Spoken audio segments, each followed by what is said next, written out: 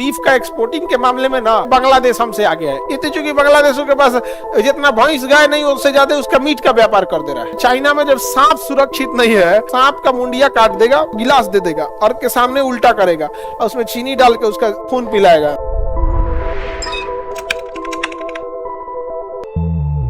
Beef बाबू, Bharat beef का exporting के मामले में ना हमारे भले बांग्लादेश हमसे आगे है। इलीगली भारत से जितने बड़े कैटल है, गाय भैंस हैं, इसे बांग्लादेश एक स्मगलर कर दिया जाता है, हिला दिया जाता है और वहां काट के दुनिया में बेच दिया जाता है। इतने चूंकि बांग्लादेशों के पास जितना भैंस गाय नहीं उससे ज्यादा उसका मीट का व्यापार कर दे रहा है। नहीं समझ में आया?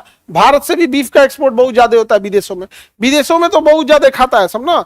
इंडिया में चिकन मटन प्रसिद्ध है। इंडिया में सबसे ज्यादा चिकन, उसके बाद लोग मटन। महंगा होने की वजह से लोग मटन कम खाते हैं, वरना कि दूसरे के शादी ब्याह में जाएगा तो बुखार छोड़ा देगा वो खा के।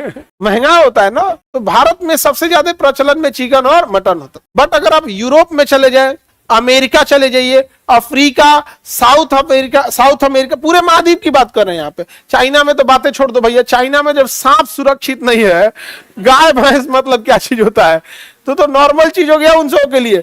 सांप, वहां जाओगे चाइना में खाने के लिए तो सांप का मुंडिया काट देगा, मुंडिया फेंक देगा और उस सांप को उल्टा करेगा, आपको गिलास दे देगा और के सामने उल्टा करेगा और उसमें चीनी डाल के उसका खून पिलाएगा। उन सबों को पता नहीं क्या लगता होगा, बहुत खतरनाक। समझना क्या? तुम लोग को तो इसका विरोध करना चाहिए कि नहीं करना चाहिए? तुम लोग को तो करना चाहिए। अब अपनी गोतनी गोतिया का तुम लोग साथ नहीं दोगी, बताओ?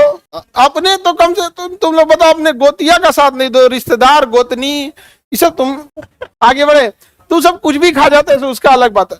तो दुनिया में बीफ वगैरह बड़ी ज्यादा एक्सपोर्ट करते हैं सब। भारत वाली कंपनी भी भेज देते हैं यहाँ से काट उठ के वहां पे, तो उस एरिया में ज्यादा खाते पीते ऐसे उस वहां पे।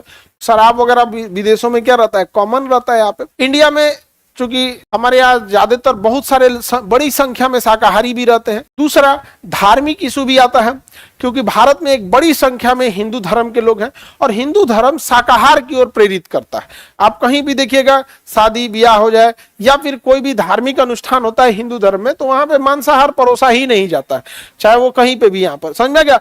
बलि प्रथा में भी देखिएगा, एक पक्ष कहता है बलि सही, एक कहता है कि बलि गलत है। वो उनका विषय है, वो उसके एक्सपर्ट हैं लोग। यहाँ पे हम लोग का विषय नहीं रहता। अभी हम लोग को कहेगा